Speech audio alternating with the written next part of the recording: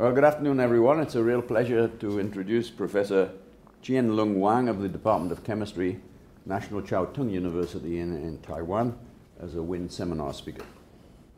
Dr. Wang did his BSc in chemistry at National Taiwan Normal University and an MSc in chemistry at the National Taiwan University. He then moved to the University of Akron for his PhD in polymer science. After a period as a postdoc at Akron, he was appointed as assistant professor in the Department of Applied Chemistry at NCTU.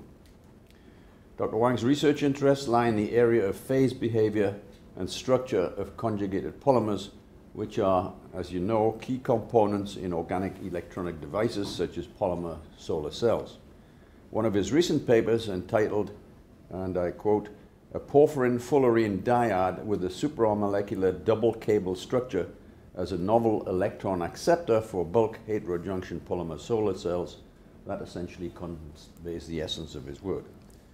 Dr. Wang has won a number of awards as a graduate student, including the Eastman Kodak Company Fellowship and the Taikona Award of the University of Akron. He is now collaborating with Dr. Chien-Lung Wang of WIN through an NSERC WIN Kickstart grant. So please welcome Dr. Wang, whose seminar is entitled "The Role of Aromatic Structural Units of Conjugated Copolymers in Reaching High Solid-State Order and Optoelectronic Performances." Dr. Wang? Thank you very much. Okay. Good afternoon, everyone. First, I would like to thank this institute to give me this chance to visit in this wonderful place and doing this very advanced nanotechnology researches. And my research today is actually related to the concept about how the aromatic structure unit. We know that conjugate polymers are built up with small aromatic rings. Okay, so my topic is related to how these aromatic rings affect the molecular packing of the conjugate polymer and how the packing of this conjugate polymer would affect its performance in the devices such as polymer solar cell and organic field effect transistor. Okay, and first allow me to have several minutes to introduce where I'm from. I'm from Taiwan. Taiwan is an island surrounded by Pacific Ocean and the Taiwan Strait. And we have traditional Chinese culture in Taiwan where if you want to experience those, you can go to a place such as National Plaza Museum in Taipei, or you can go to the Confucius Temple in Tainan. And we also have modern buildings such as Taipei 101 and beautiful geography landscapes such as in the Taiga National Park, or also the coastland on the east part of Taiwan is also quite beautiful. I hope someday you guys will have a chance to be there and give me an email. I will try my best to let you know where you can go and enjoy the trip in Taiwan. My university is at the northwest part of Taiwan, and this is a city called Hsinchu. And this is the map I captured from the Google Maps. And here is the highway connecting Hsinchu to Taipei to the north and to Tainan to the south. And my university is right here. And my university is actually very close to another good university called the National Tsinghua University in Taiwan. This university also has very good polymer program and chemistry program. And our university is also close to the Hsinchu Science Park. So actually, Hsinchu is a city that has very good academic research and high-tech industries. And as a researcher, I am actually very happy to see that you can see there are two rings here. These two rings is where our National Synchrotron Radiation Research Center is. And my lab is in this building. So this is within the walking distance to our lab. So I will sometimes send my students there to use X-ray, synchrotron X-ray, to do some solid-state characterization to understand how our molecule pack and how you will be able to treat it so that it can get very good solid-state packing. Okay, so we are at a city that can do scientific research really convenient. Okay. And my PhD study was done at the University of Akron. My advisor was Stephen Chen. So at that time, we looked into the supermolecular chemistry of conjugated disk this is porphyrin. So you can see that it is a disc shape. And the self-assembling behavior of a conjugated sphere, C60 here. So at that time, we're wondering what will happen if we chemically bond a disk with a sphere, and how they will pack into a supermolecular structure. And in this series of studies, we found that during this supermolecular packing, porphyrin, the disk one, actually dominate the formation of supermolecular structure. So disks like to stack into columns. So eventually, we obtain this supermolecular double cable structure because you can see the stack of porphyrin form a P channel. And the C60 outside form a continuous channel of the C60 channel. This can be used as an N channel. So we think we make a nano device that can be function as a solar cell. So this is the research which gives me the chance to expose to applications such as polymer solar cell. So in this research, I actually get familiar with the application of solar cell. So here I will introduce you some principle about polymer solar cell. Polymer solar cell is actually a device that turns solar radiation into electricity through 3 major steps. The first step is that your molecule need to be able to harvest solar radiation and generate photoexcited species. Then the charges will generate from these photoexcited species to form these free carriers. Finally, this carrier needs to be transported to the electrodes so that current can be used in the external circuit. And during this process, actually the relaxation of these photoexcited species and the charge recombination are competing with this photo to electron conversion process. So in order to get high power conversion efficiency, you will need to do efficient charge separation and also efficient charge transport at the same time. Then you can get very efficient photo to electricity conversion efficiency. Okay? So to achieve that, in 1995, Professor Heger, they used a physical blend of P-type polymer, P3HT, and blended with a fullerene derivative as electron acceptor, and formed this bicontinuous interpenetrant network. In this network, there are large interface between the donor and the acceptor domain, so charge can be efficiently generated at the interface. Then, these charge carriers can be further transported in this continuous channel to the electrode, so you will be able to reach both efficient charge generation and charge transport. And after that, based on this device architecture, many polymers has been designed so that the device performance can be increases. One of the most successful concepts is called the DA copolymer. In this copolymer system, you use a more electron-rich aromatic unit connect with a more electron-pooled aromatic unit. You combine these two, then you will be able to adjust the HOMO level and the LUMO level of your conjugate polymer. And in this case, you will be able to adjust the light harvesting ability of your polymer. Also, you will be able to optimize the output voltage and the current of your device. So this design makes people spend a lot of efforts to develop novel structure units, such as all of the structure units listed here. And so after this kind of development, the power conversion efficiency of polymer solar cell has been put up to over 8% in a single junction polymer solar cell. Of course, for the tandem cells or other more advanced device architecture, you can see performance over 10%. Okay, so at this point, you can see that actually for a polymer solar cell, you will need a polymer that can harvest the light efficiently. And you need a polymer that has proper positioned HOMO and LUMO level. But there's still something missing at this moment, because even though you know that DA polymer can help you to adjust the energy level, but you really don't know how to make this charge transport efficiently. So when we look at this type of polymer, we can start wondering, you can see that this polymer actually has very complicated chemical structures. And how this kind of polymer can stack into older structure, this makes us wonder, and would like to spend time looking into these questions. Okay, so the next thing is related to how to transport the charge efficiently. And the charge mobility is also important in the application such as organic field effect transistor. And in this application, the organic semiconductor needed to transport the charge injected from the source electrode and transport it to the drain electrode. And to do that efficiently, there are several considerations for the molecular design for the polymer used in this application. And based on Marcus' theory, there are two major parameters need to be considered. The first is based on the molecular property. So this parameter is called reorganization energy. So if you have a more rigid chemical structure, when this molecule is being charged, positive charged or negative charged, this molecule will distort less. So let's say that compare these two structures.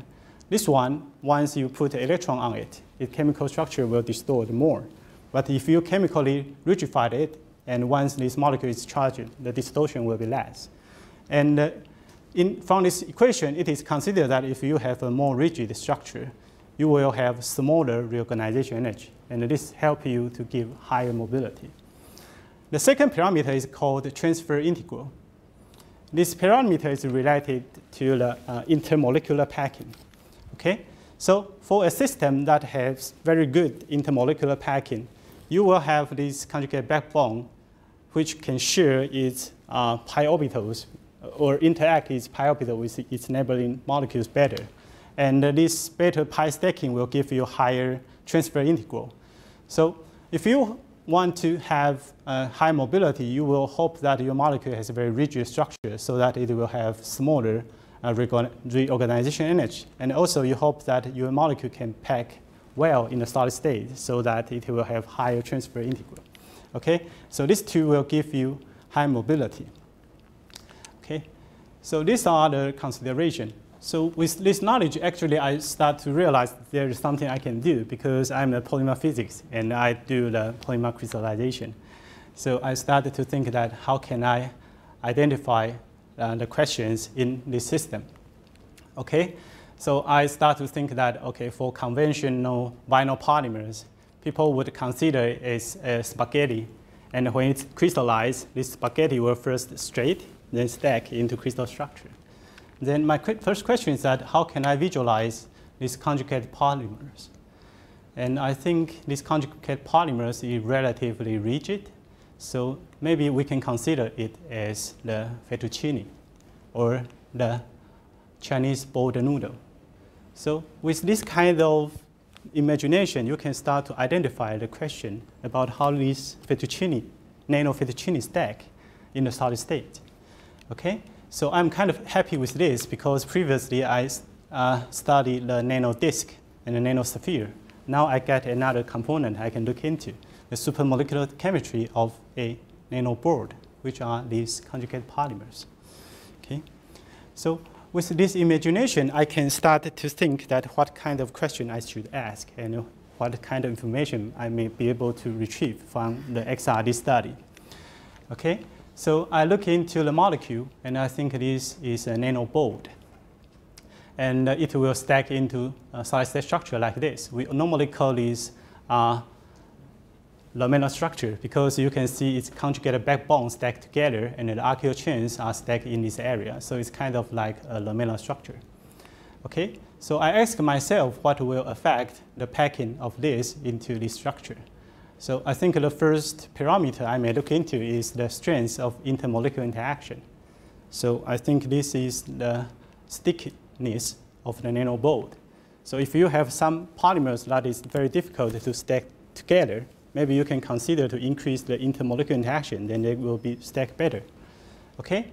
And then the other thing is that actually this conjugate backbone is not always has the same shape. Sometimes the polymer backbone is more curved, and sometimes the polymer backbone is more twisted. So you also need to consider the shape of the nanoboard. So these are the two parameters I will discuss in the following experiment. And finally, if I still have time, I will also look into the conformational defects in the crystal. Although you always think that, okay, this nanoboard can just stack into this kind of laminar structure. But in fact, because all of these aromatic units are connected with single bond, so the rotation of a single bond will give you the defects in the crystalline state.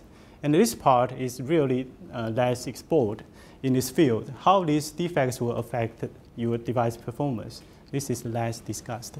So I hope I will have some time to look into this system. Okay, so in order to study the stickiness of the nanoboard, the first target we look into is this type of BT-contained Th copolymer. This BT unit is the benzoyl This is a typical and useful acceptor unit in a Th copolymer. And this system was actually studied by Professor Chen Zhikuan in Singapore. This polymer already gives very good performance when we look into it. It gives 0.25 mobility and also power conversion efficiency in polymer solar cell of 6.3. But when we look into this system, we find out that people think this one is not easy to crystallize. And the reason people generally believe is that this system has this unit that is axisymmetric. And this will make your polymer backbone a little bit curved and not so easy to be packed. Okay? So we wonder if we can fix this problem. So our thought is that if we can replace the hydrogen group here with a more electron-negative atoms like fluorine here, then we will be able to give some polarity to this bond. And this polarity may give you a stronger intermolecular interaction. This may help you to stack better in a solid state. So the first thing we do is that we run a molecular calculation to find that, okay, this structure unit indeed has higher dipole moment. So this molecule might stack better and might have stronger intermolecular interaction. So the next thing is that we need to experimentally prove that indeed with this fluorine substituent, these two molecules has stronger interaction. So we do the DSC measurement, and also we study the thermochromic behavior of the polymer in solution. So from the DSC measurement, we found that our polymer has a melting point of 270 degrees, and it is higher than its non-fluorinate counterpart. Okay? And the second part is that if you look at this absorption peak here in the thin film, this is a typical indication that your molecule has some aggregation. Okay? So if you see this absorption peak, it means that your molecule stay quite close to each other. And then we found that in our molecules, we also see this shoulder band in the solution. And we can decrease the absorption intensity of this shoulder band by increase the solution temperature. But even though we heat up the solution to 100 degrees, still this shoulder band is there. But if we compare it to the non-fluorinate counterpart, the dissolution temperature is only 45 degrees Celsius. So this is a clear indication that you put two fluorine in there, the intermolecular interaction between the molecules will be increases. Okay? But sometimes people will think that if you have stronger intermolecular interaction, it will guarantee you to give higher crystallinity. This is not the case, because if you compare the intermolecular interaction of polyethylene and the nylon actually gives you higher intermolecular interaction because it has hydrogen bonds and polar bonds on its backbone. But the crystallinity of a PE is much higher than nylon. So you need to further confirm. Now your molecule has stronger intermolecular interaction. Can it pack well? We use XRD to confirm if our molecule packing better in a solid state. So compared to our polymer with the non-fluorinated one, you can see that our polymer gives a sharper and a stronger diffraction peak. This indicates that our polymer has better crystallinity in a solid state, and also the sharpness of our peak indicates that our crystalline domains has longer correlation lengths in the solid states. Okay, so we further look into the diffraction pattern of our polymer. We can find that in the low angle regions, there are 4 diffraction peaks that are equally spaced. This indicates the packing like this. So this is the lateral packing distance. And if you have periodical arrangement of conjugate backbone like this, then you will see this diffraction peak. And if you see these high-order peaks, it means that this lamellar stacking is really long-range ordered. Okay, and at the high-range, high-angle region, we also see a diffraction peak. The spacing of this diffraction peak is 0.37. This is the spacing for the pi-pi stacking of two conjugated polymers. So this polymer indeed assembled into a highly ordered lamellar structure and with very good pi-pi stacking. Okay, so in this study, we found that if you increase the intermolecular interactions through introduce some polar group along your polymer backbone, you will be able to let it pack well in a solid state. And this kind of molecular engineering will help you to improve the solid state order and give you a good charge mobility in OFED devices and also a quite high power conversion efficiency in the polymer solar cell. Okay? But the problem accompanying with the stronger tendency of crystallization is like this. When you consider a polymer solar cell, actually it is a two-component system. You need to mix a polymer with a fullerene derivative so that at the interface you can generate charges, right? And in a two-component mixture system, if one of the components is strongly crystallizable, then it will have higher tendency to form large aggregates. And this larger aggregate will decrease the interfacial area between the donor and receptor, so you will have less place to do the charge separation, and the current will be decreases. So in this polymer, we found the problem is that under the TEM, you will see these large dark domains. This is the strong aggregation of the polymer. And this actually makes us unable to reach really high output current. So we needed to find a way to decrease the crystallization tendency of the polymer. So we add some solvent that has very good solubility to our polymers and suppress the aggregation of our polymer to get this more homogeneous morphology. And with this morphology, we get a improved the current and also a higher power conversion efficiency. Okay? So that's the first case. It's related how can you increase the thickness of this nanoboard and the effect of the thickness of nanoboard to the solid state packing and the device performance. And the second system I have the chance to look into is this, we call it random ladder type heptacyclic arenes. This is an aromatic system that contains 7 aromatic rings fused together. And the people design this kind of conjugate moieties because that it is normally considered that if you chemically rigidify the neighboring aromatic unit, you will be able to suppress this inter-annular rotation. And this will help you to decrease the reorganization energy. Supposedly, it will help you to get higher charge mobility. However, in this case, we found that it is very interesting. For this non-fused system, the charge mobility is like this. But once you fuse it, in the homopolymer of this DTCC, the mobility is actually decreases. So this made us wonder what's happened. So we look into the details. The first thing we found is that, in fact, if you want to use this conjugate system, you needed to add many archaeal side chains to the conjugate unit. Because if you have really flat conjugate unit, the solubility of this polymer will be a problem. And this kind of chemical structure will make these conjugate units has difficulty to stack closely. So we discussed with our student how can we find a way to solve this problem. And our students say it is simple. If we can put some spacer between these two bulky groups, maybe we can reduce the stacking hindrance.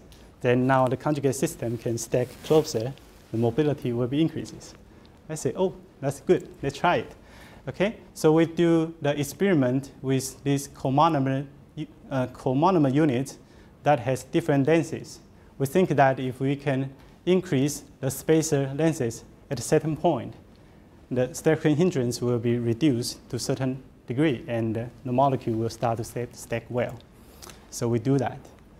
And then we use the X-ray diffraction to see if we get very good side-state order. And it was surprised to find that. Okay, first let me explain this diffraction pattern a little bit.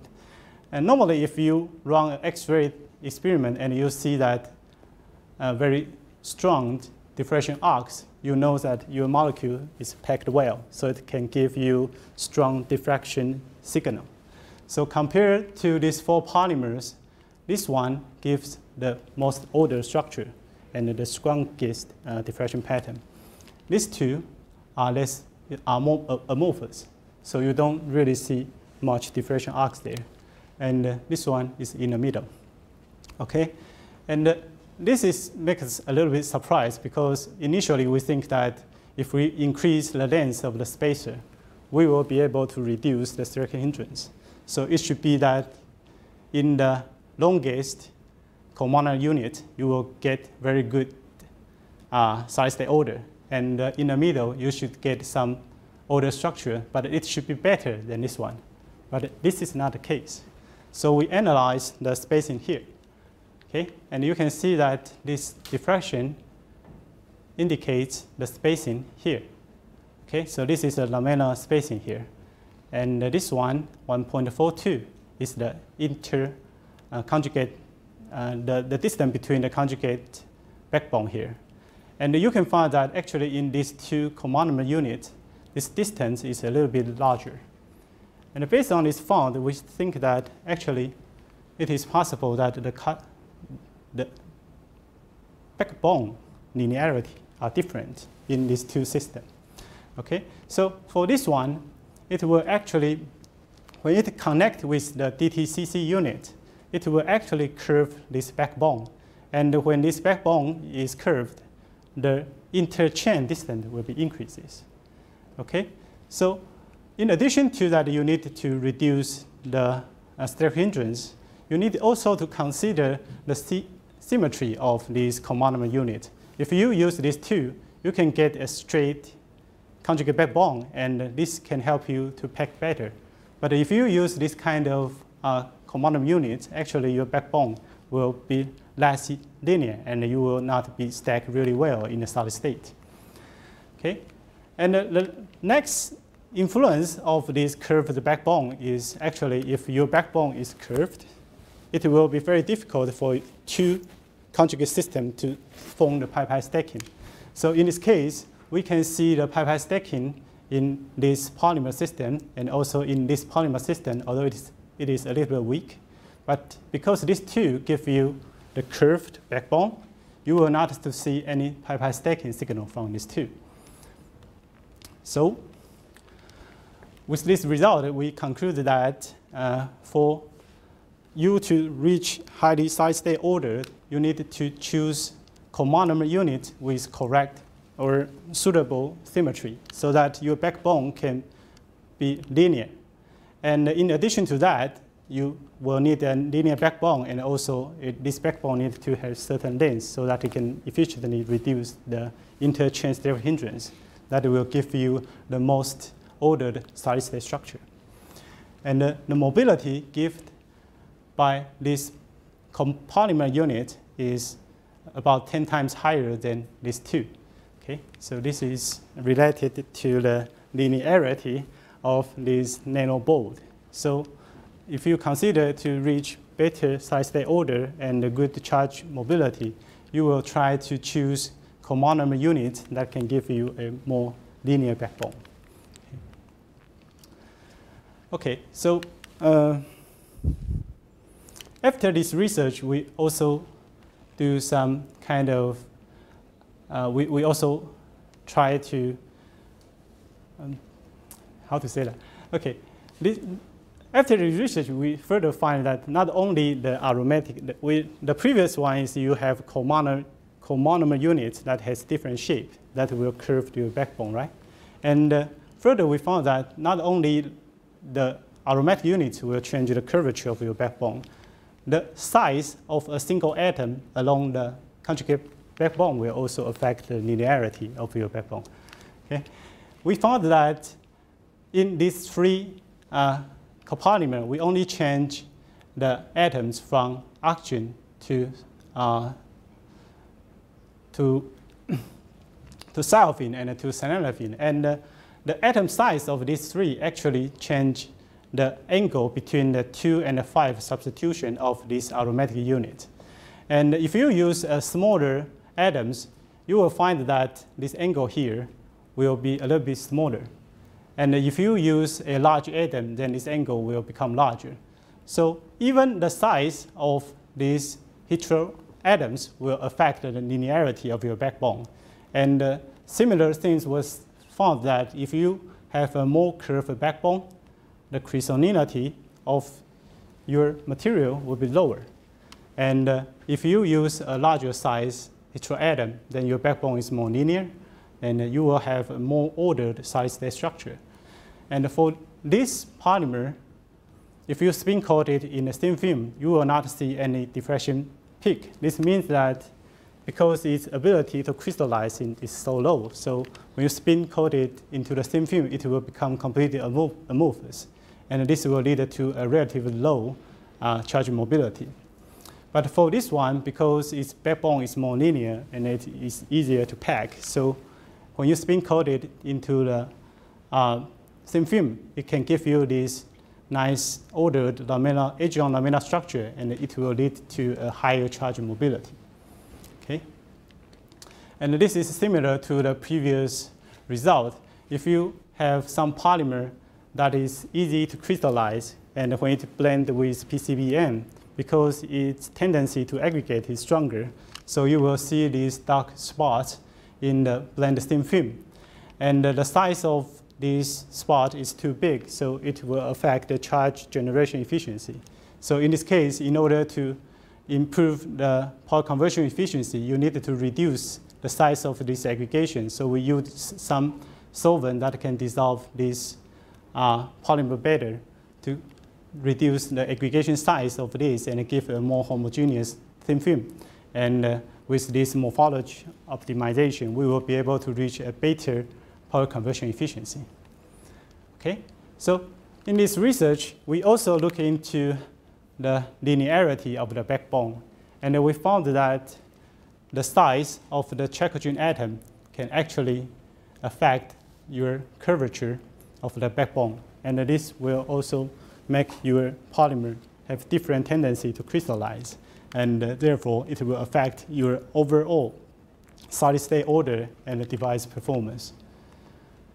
Okay. So at this point, I have talking about how the aromatic structure unit affect the intermolecular interaction of conjugate backbone and the curvature of the conjugate backbone. And the next step is talking about the coplanarity and the rigidity of the backbone. We have this thought is because we read this paper written by McGee. And they say that actually if you blend conjugate polymer with PCBM, this blend, the presence of the PCBM will distort the conjugate backbone.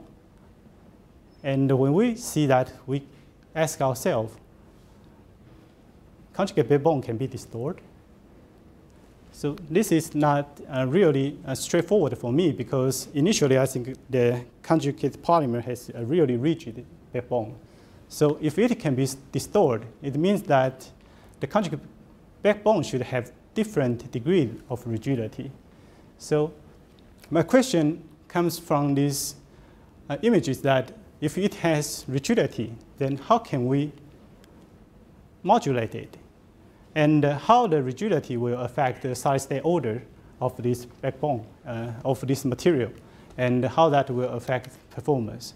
So in order to study that, we designed these three polymers. These three polymers have have completely identical conjugated backbone, but they are only different at the archaeal side chain placement. Okay, so we place the archaeal side chain close to the vinyl group here, and P2 will place this side chain close to the FBT unit here, and in P3, we distribute the aqueous side chains to each of the sulfine here. And we would like to see how this aqueous chain placement affect the chain coplanarity and the rigidity. Okay? And this is the result we found. With different aqueous chain placement, we will see that the dihedral angle between these sulfines, this is the largest dihedral angle you can find between all of these aromatic units. And you can see that if you place this aqueous side chain close to this vinyl ring group, the overall dihedral angle will be smaller. But if you have aqueous side chain close to this FBT unit, then the overall dihedral angle will be increases. So this indicates that if you put aqueous side chain here, the overall backbone is more flat. Coplanarity is better. And if you put aqueous chain close to FBT, then your backbone is a little bit less coplanar. Okay, so this is the first result we have. And the second thing is that, okay, now you know that this nanobond can distort a little bit, but how difficult it is to be distorted.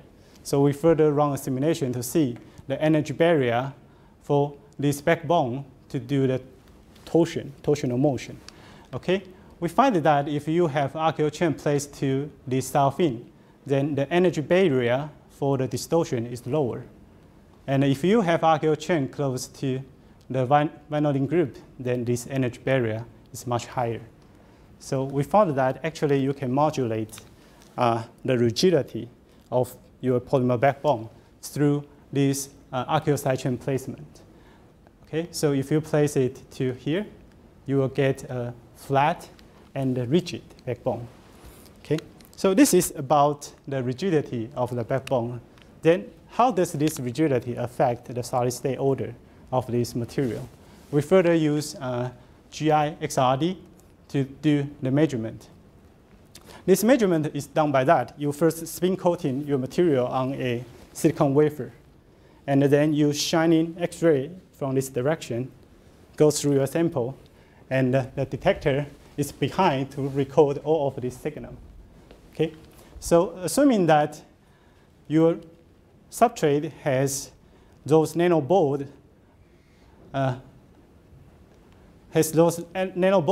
aligned in this way, then when the X-ray is shining on this same film, you will be able to see these 4 diffraction peaks along this direction. So once you see these 4 diffraction peaks along this direction, it means that on this substrate, your polymer chains are edge-on the surface. Okay? And because you see the pi-pi diffraction here, it means that, okay, your polymer backbone has very good pi-pi stacking along this direction. So this 4 peak indicates this lamellar stacking, and this diffraction arcs here indicates the pi-pi stacking of the material. Okay? So for these 3 polymers, this one has the highest rigidity. This one has the lowest rigidity.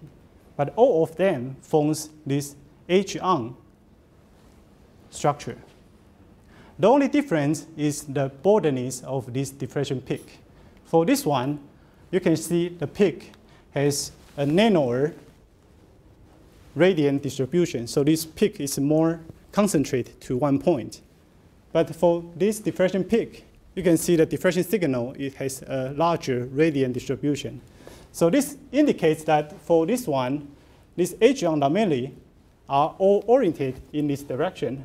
But for that one, this edge-on lamellae has some certain fraction of crystal alignment in this way, some aligned in that way.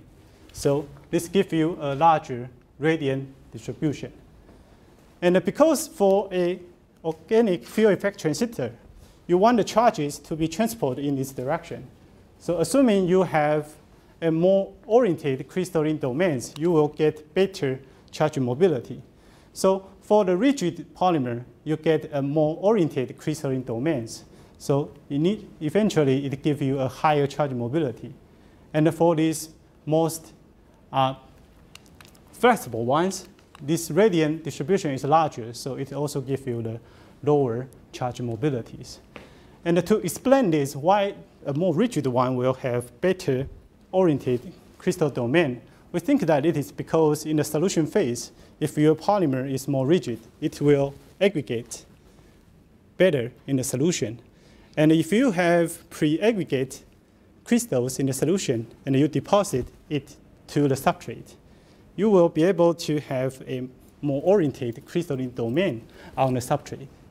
But assuming that your polymer is more distorted in the solution phase, and it is deposited to the surface and start to crystallize, then in this case, your crystalline domain can have different orientation and eventually lead you to a less oriented crystal thin film on the surface. So this is our understanding about this result. Okay. So, in addition to the chain orientation, actually the thin film topology also affects the charge transport. Okay, so assuming that you can imagine that if you have an electrode here and an electrode here, the charge goes through in this direction. You will hope that this film can be as smooth as possible. If it has lots of crystalline boundaries, the charge mobility will be lower. So in addition to the crystallinity of the thin film and the crystal orientation in the thin film, you also need to consider the crystalline boundary in the thin film. So sometimes you will find some polymer that is highly crystalline, but it has not so high mobility. And often we will see that there are lots of crystalline boundaries in the thin film. And in this case, we will try to dilute our solution to see if we can get a more homogeneous thin film, or we will change some solvent that has higher solubility to the polymer to see if we can make a more homogeneous thin film. In this study, we found that if we can get a more homogeneous thin film, the mobility can be also increases. So for a field effect transistor, you need to consider the crystallinity of your polymer and the chain orientation of your polymer, and also the overall homogeneity of your polymer thin film. Okay. So this two part is, I think I told 3 stories already. Okay, the first part is about the thickness of those nanoboard. And the second part is that you have a nanoboard, and you need to consider the curvature and also the planarity of your nanobore, and this all will all affect your solid-state stacking. Okay, and at the last part of my talk, I will talk something a little bit more complicated. Okay, and this part is related to the conformational isomer of the conjugate polymers. Okay, the crystal structure of oligosulfine or polymersulfine has already been studied into details. And in these systems, you can find that when it crystallizes, the sulfine will first adjust its conformation so that in the sulfine, you will see the first sulfine going in this way, the second one will go in that way, and then they will first adjust their conformation and make it become a straight conformation. And when it stacks into crystals, the polymer backbone will have a C direction shift. So you have this backbone and the other backbone here. The sulfine will try to shift half of the length of a sulfine unit, because in this case, your sulfine will not need to stack coefficiently. There is some repulsion force if 2 sulfines are stacked coefficiently. So these are the crystal structure of the oligosulfine and the polysulfine. And the crystal structure of conjugate polymer actually will affect its transfer integral. For example, people found that when P3HT crystallizes, it will have 2 kinds of crystal structure. So people say it has polymorphism. And in one crystal structure, the archaeal side chain will be interdigited to each other. And this will give you a transfer integral of 17. And in the other kind of crystal structure, you can see the sulfine is stacked here, but the archaeal side chains are actually separate from the next column of archaeal side chain. And in this structure, actually, it will give higher transfer integral. So this means that your crystal structure will affect the degree of overlapping, pi orbital overlapping, and this should affect your charge mobility. And in Th copolymer, this kind of phenomenon is also found. And a study by Oliver et al., they found that if you have the same conjugated Da backbone, but different lateral arcular chains, you will have different C shift when it packed with each other. So they found that here you can see that the arcular side chain is becoming more ordered in this direction. So if you increase the orderness of the side chain, you will decrease, okay, here has two chains stacked with each other. Okay, and this side chain, the aromatic unit here, and the conjugate backbone beneath is has the same unit that is here. So this is the C shift. For a more ordered side chain, for a less ordered side chain, this C shift is larger. Okay, so for a more ordered side chain, these two conjugate backbone will stack with less longitude shift. And through a calculation, they found that actually this larger C shift will give you lower transfer integral, and this smaller C shift will give you a higher transfer integral. And if you measure the charge mobility of this conjugate backbone with this kind of side chain, the mobility is lower. And if you measure the mobility of this conjugate backbone with a more ordered side chain, because the C shift is smaller, so actually the mobility can be reached higher. Okay? So in this case, we would like also to study the longitudinal shift of our conjugate polymer. So we wonder that if we have a polar group like this along our polymer backbone, will this polarity help us to give intermolecular interaction? So you can consider that this one has some polarity.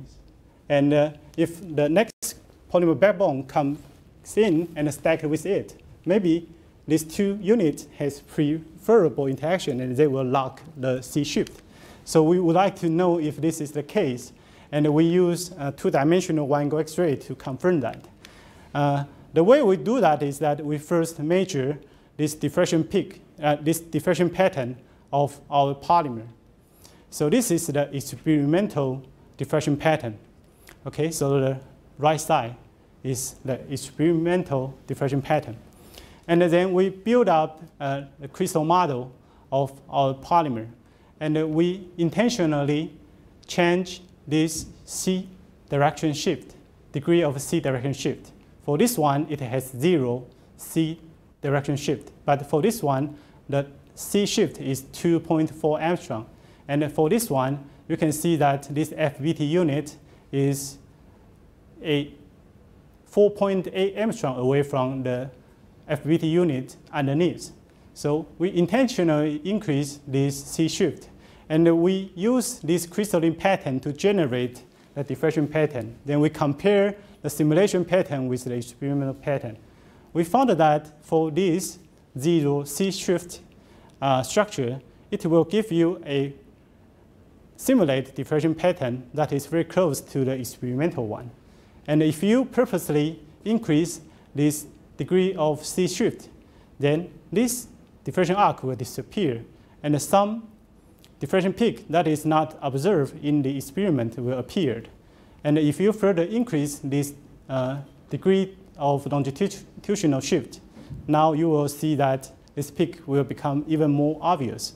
So through this kind of molecular modeling and compare it to the experimental result, we know that our system indeed has 0 degree of C shift. And this indicates that this polarized group actually can be used as kind of intermolecular locker to help you build up crystal structure that has very small longitudinal shift. Okay?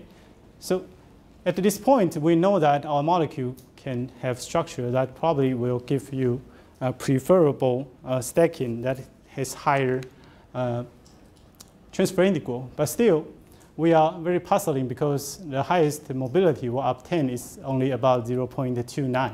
So we think that there must be some details in the crystal structure we haven't been able to retrieve yet. So finally, we will further look into the crystal structure of this material. We found that actually it could be some conformational disorder contained in the crystal structure, because when we resolve the single crystal structure of this structure unit, we found that when molecules pack into crystals, it can form beautiful single crystal, and you can solve this crystal structure. But the only problem is that actually in the crystal structure, this structure unit has certain kind of conformational isomer. You can see that in a crystal structure, we cannot clearly define where this sulfur atoms is. It can either go to this point toward this direction or point toward this direction. So this indicates in the crystal structure, we have this kind of conformation with two selfing point downward, and this kind of conformation with two selfing point upward, and also one downward and one upward.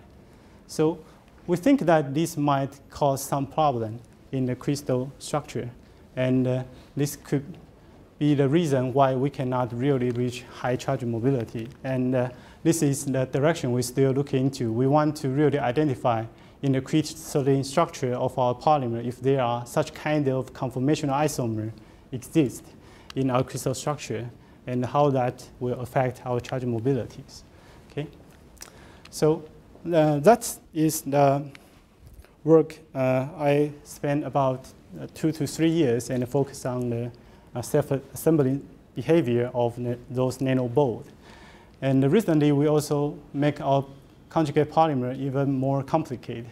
We now found that the copolymers has given us very good performance. The highest performance in our system is 7.8%.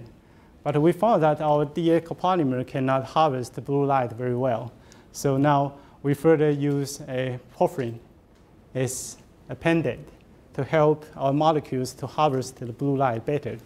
And we make these polymers, and it gives a strong absorption in the short wave length region, the blue light region. And indeed, with this attachment, we will be able to increase the current output at the blue light region. So with this molecular design, we recently reached 8.6% performance through this kind of molecular design. And this polymer actually gives me more work to do, because previously I only studied this nanoboard. And then now, because my colleague, Professor Chen-Su Xu, he's really good at generating new conjugate polymers. And he keeps making conjugate polymer even more complicated. And for this system, I still needed to look into how these units affect the crystal structure of this conjugated backbone, and try to understand why we can reach such high power conversion efficiency. Okay. With this, I would like to first thank the Institute for giving me the chance visiting here and share with you about my research. And my funding is coming from the National Science Council in Taiwan, and I would like to thank my department to give me a lot of support. All for the polymer I study in these researches has been provided by my colleague in our department. They are Professor Chen-Su Xu and Professor Yan-Ru Zheng. And I would also like to thank our National Synchrotron Radiation Center. And without such high energy X-ray beams, we will not be able to get very good X-ray diffraction pattern and look into the details of the crystal structures. And finally, I would like to thank my students. Without their hard work, this research cannot be done. Thank you very much.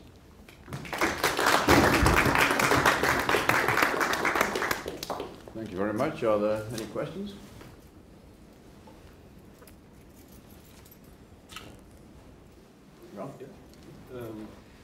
At some point in part of the talk, you presented data where you have the spacer with one one aromatic molecule, two fused ring, three fused ring, and the third one is three sulfide.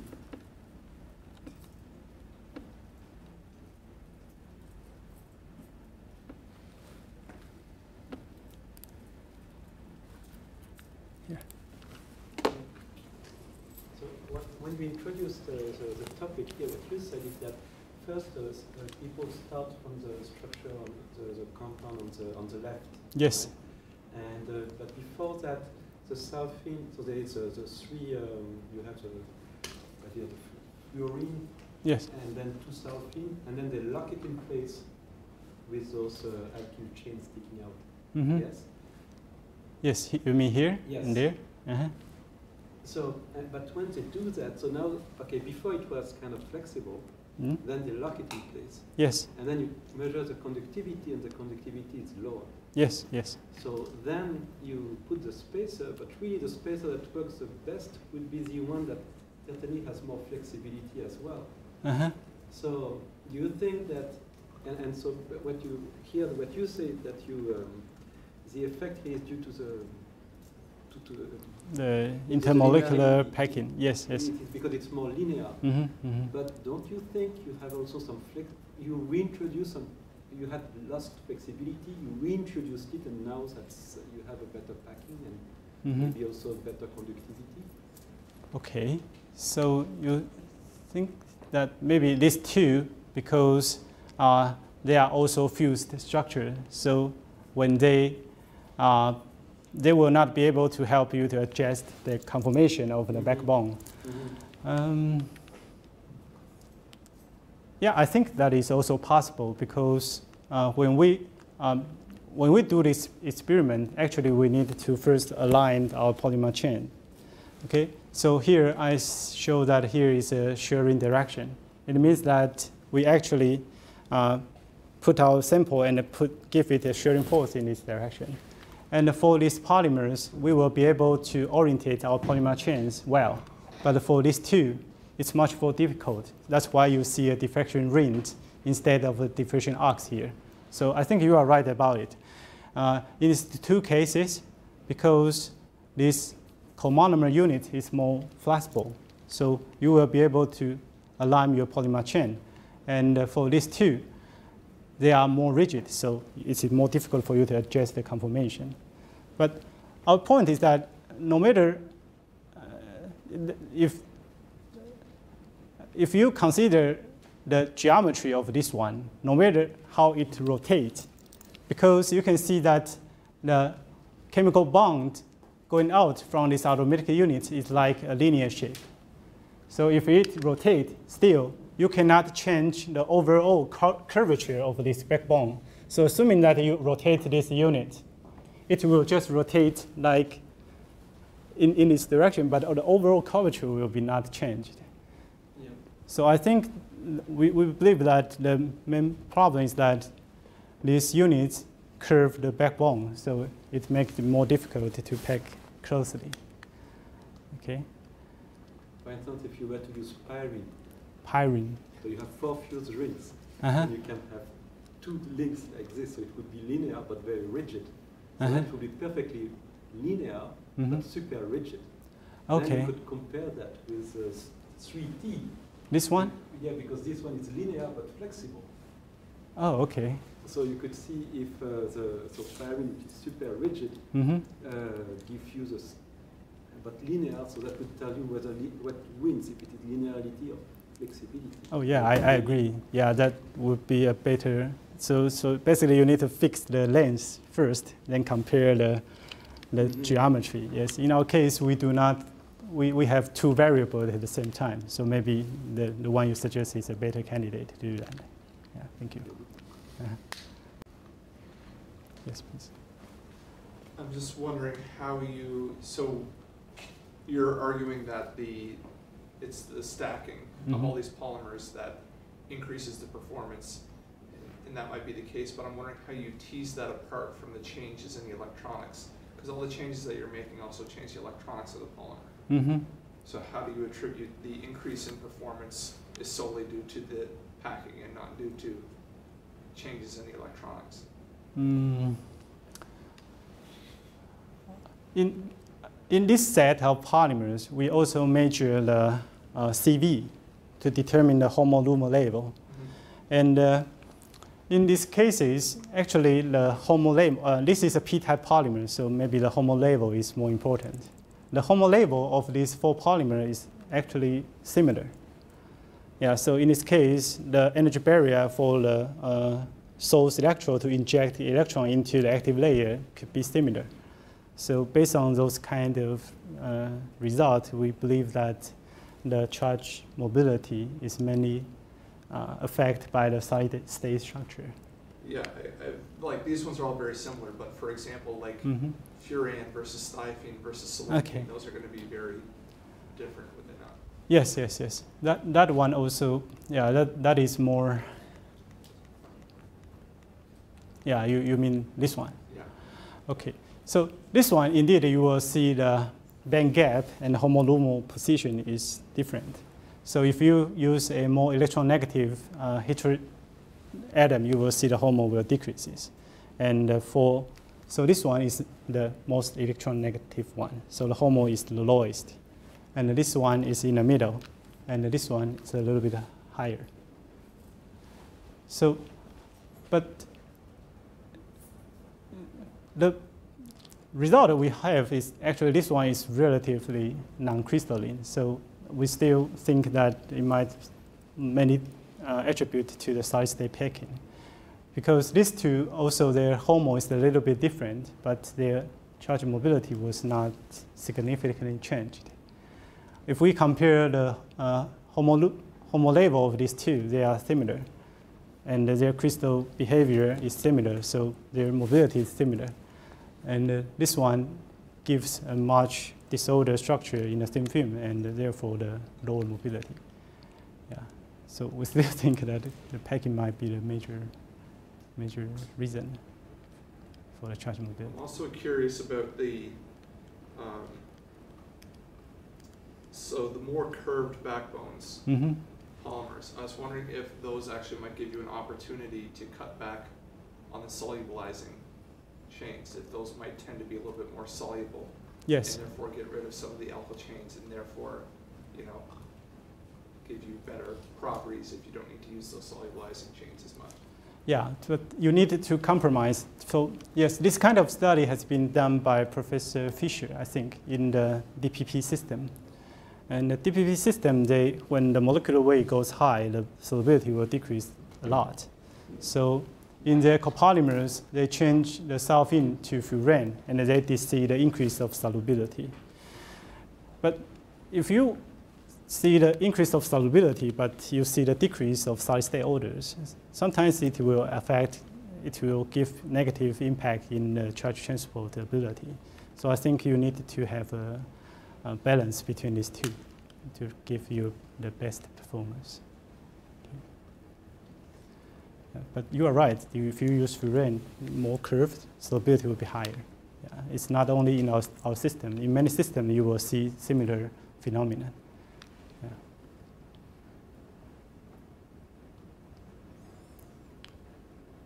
Any other questions? Yes.